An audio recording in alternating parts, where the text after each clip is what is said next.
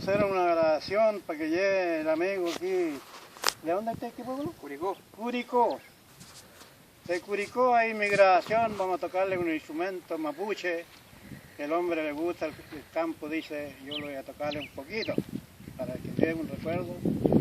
Algún día me muero, él va a aprender la atmósfera y me va a ver igual. ¿Alguna palabrita en mapudungún ahí para el amigo? Peñi, le vamos a decir Peñi.